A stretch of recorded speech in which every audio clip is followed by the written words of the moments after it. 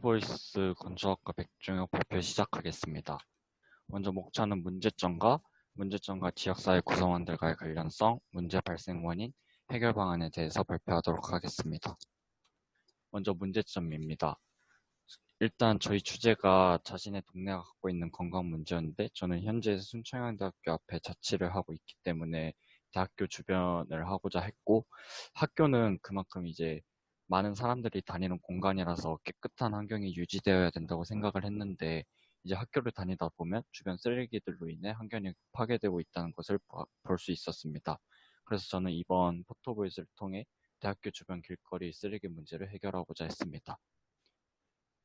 이제 문제점인 사진들입니다.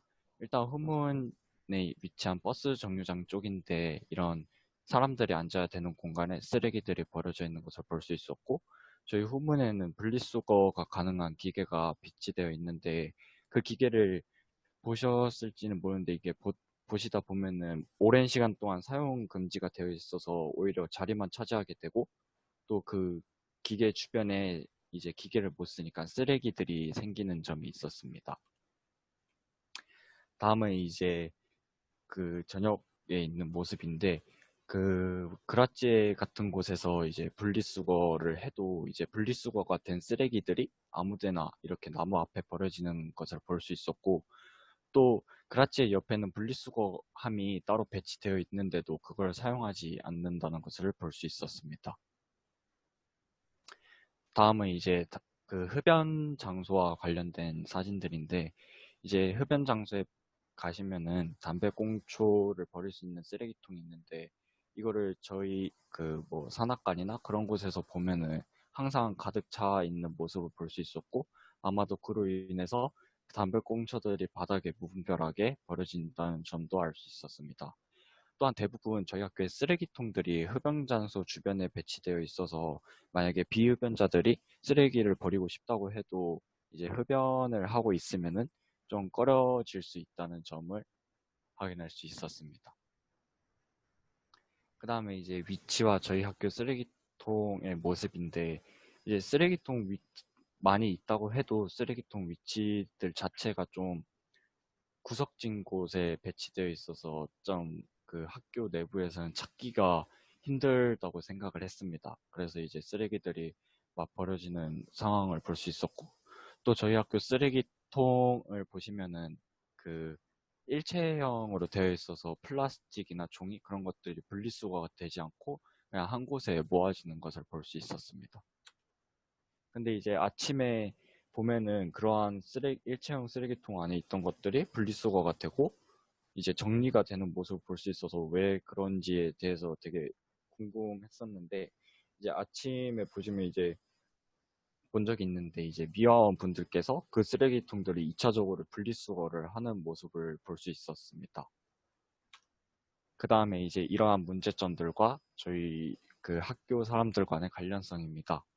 일단 앞에 말한 것처럼 대학교 주변 사람들이 사용할 공간에 쓰레기들이 버려지고, 쓰레기통이 아닌 바닥에 버려지고 분리수거가 제대로 이루어지지 않았습니다. 결국 이러한 점들 때문에 그 사람들이 사용해야 할 공간을 사용하지 못하고 보기 흉할 뿐만 아니라 악취가 발생하게 됩니다. 또한 미화분들이 한 번만 하면 되는 일들을 또 2차적으로 일을 해야 되는 일이 발생해서, 즉 그 쓰레기를 버리는 것도 저희 학교의 사람들이지만 꼭 피해를 보는 것도 저희 학교의 사람들이라고 확인할 수 있었습니다. 그래서 문제 발생 원인을 확인하기 위해서 저는 이제 저만 생각하는 게 아니라 이제 순천향대학교 학생들이나 학교에 다니는 사람들의 의견도 들어봐야 된다고 생각을 해서 네이버 폼을 활용해서 그 설문조사를 몇 개 해봤는데, 3번 문항을 보시면은 이제 주로 어디서 보았나에 대한 질문인데, 흠은 54%, 건물 주변 43%등 주로 버려지는 곳들이 있었습니다. 또 4번 어떤 종류의 쓰레기가 버려지는지에 대한 질문인데, 여기서는 플라스틱 컵, 일회용 컵, 비닐 등 다양한 쓰레기들이 버려진다는 것을 확인할 수 있었습니다. 다음 6번을 보시면은 버리게 된 이유에 대해서 물어봤는데, 대부분의 사람들이 뭐 주변에 쓰레기 처리 시설이 없어서 또 그냥 버려져 있길래 따라 버리게 됐다라는 의견이 제일 많았습니다.